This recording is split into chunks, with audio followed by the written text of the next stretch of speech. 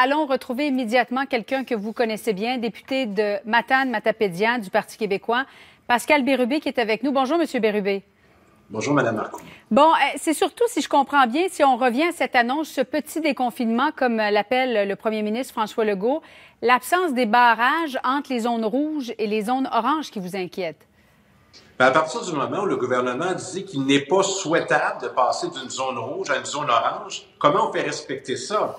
Si on dit c'est seulement si c'est essentiel, je peux vous garantir que toute personne qui va vouloir venir dans ma région, une autre région orange, va prétexter que c'est essentiel. Donc, un contrôle routier pour ma région, ça m'apparaît une solution pleine de sens. D'ailleurs, on a utilisé ce moyen au printemps 2020. Mm-hmm. Mais là, j'ai entendu la ministre de la Sécurité publique aujourd'hui, j'ai entendu le premier ministre hier. Donc, ça va reposer sur la bonne foi des gens. Bien, si on veut conserver des chiffres très bas au Bas-Saint-Laurent, fruit de tous nos efforts, bien, il va falloir envoyer un message. Et entre disponibiliser des policiers partout sur le territoire pour essayer de pogner ceux qui ne respectent pas les règles ou d'en ajouter spécifiquement à l'ouest du Bas-Saint-Laurent, il me semble que ça serait plus efficace. Est-ce que vous y croyez à la bonne foi des gens? Non. Bien, généralement, oui. Mais il y a des délinquants, puis ceux qui sont délinquants, bien, c'est leur propre de déjouer les règles. Mm-hmm. Imaginez s'il n'y en a pas de règles. Alors, ben voilà. Non, mais je veux dire, je dis ça, puis c'est pas scandaleux, là.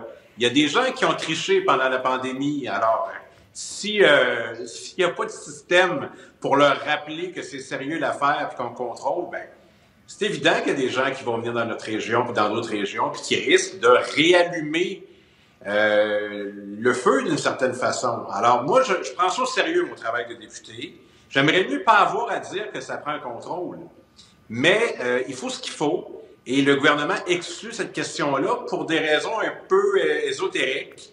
Mais en disant que les policiers ont d'autres choses à faire et ont mieux à faire, qu'est-ce que vous pensez de ça? Bien, moi, là, en temps de pandémie, ce que j'ai de mieux à faire, c'est de parler de la pandémie puis de travailler sur la pandémie. Bien, je pense que les policiers peuvent comprendre que c'est une priorité nationale. Mm-hmm. Et je viens de vous l'évoquer.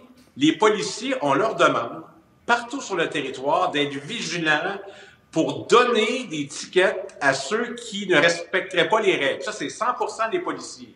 Je demande d'en prendre une très petite partie et de les installer à l'ouest du Bas-Saint-Laurent pour, à tout le moins, contrôler l'unique route qui vient chez nous, l'autoroute 20, puis ensuite la route 132. Moi, je pense que ça a du sens. Je suis prêt à laisser le soin à vos téléspectateurs à réfléchir à ça aussi. Peut-être qu'on va être d'accord. Bon, j'entendais hier votre chef, Paul Saint-Pierre Plamondon, espérer qu'on maintienne le couvre-feu, mais qu'on donne davantage de flexibilité, peut-être en zone orange, de le repousser à 21h30. Êtes-vous déçu qu'on le maintienne à 20h partout pour les 2 prochaines semaines au moins? Ce qui me déçoit, c'est qu'on ne connaît pas les règles pour le code de couleur. Je m'explique. Si on avait les mêmes règles que l'an dernier, une région comme la mienne ne serait pas orange, elle serait jaune, sinon verte. Alors là, les règles ont changé, mais on ne veut pas nous expliquer pourquoi. On a déposé une motion ce matin qui demande uniquement « Expliquez-nous vos règles ». Imaginez, là, les gens qui nous écoutent, le gouvernement a refusé. Il ne veut pas nous expliquer pourquoi. Alors, si les règles étaient claires, bien, on pourrait savoir qu'à partir de tel taux, on change de couleur, il y a telle nouvelle mesure, il y a telle nouvelle liberté, puis on pourrait comprendre. Mais depuis le début de cette pandémie-là, l'ensemble des avis de la santé publique, on les refuse. Les scénarios de confinement puis de déconfinement, comment ils ont obtenu tout l'équipement nécessaire pour la pandémie, les contrats vont rester cachés. Je veux dire, ça en fait pas mal de documents qui ne sont pas accessibles. Et moi, ce que je reproche au gouvernement du Québec, qui, oui, fait de la politique depuis le jour 1 avec la pandémie, c'est une réalité, c'est que le directeur de la santé publique, malgré ce que son nom indique, ne se rapporte qu'au premier ministre du Québec, parce qu'il pourrait quotidiennement nous livrer l'information où on est assez intelligent collectivement pour comprendre quand c'est sérieux, bien, on agira de façon sérieusement. Et quand il y a une opportunité, on est capable collectivement de comprendre les décisions gouvernementales.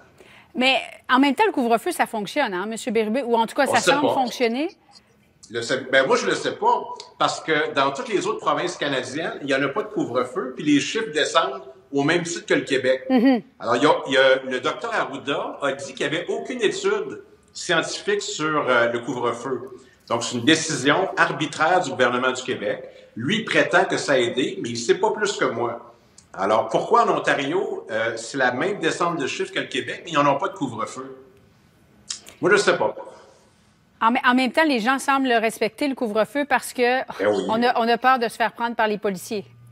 Donc, ça revient au barrage routier, là. S'il n'y a pas de policiers... On est des gens responsables, mais pourquoi Oui. qu'il y a des règles dans une société?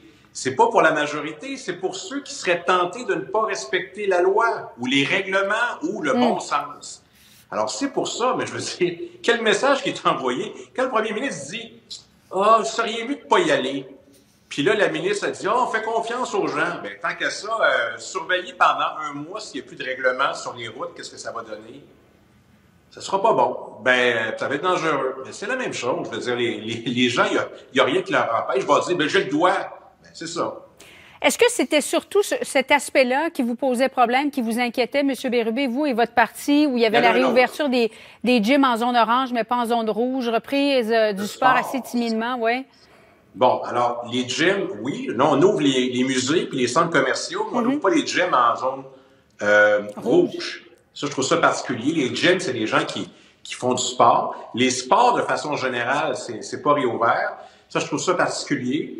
Puis pour revenir aux zones oranges, un autre enjeu qui n'a pas été abordé, c'est que les étudiants secondaires portent le masque toute la journée à l'école. Puis là, il n'y a pas de différence, ils vont le garder. Alors, je résume, les gyms, le sport et la fréquentation de l'école avec un masque en zone orange, c'est des zones qui m'apparaissent pas couvertes.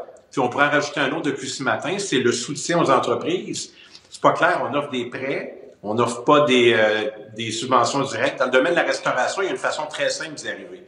Prenez les chiffres de l'année précédente, quand il n'y avait pas de COVID, vous comparez, faites une règle de 3, puis l'aide financière va selon les vrais chiffres du restaurant.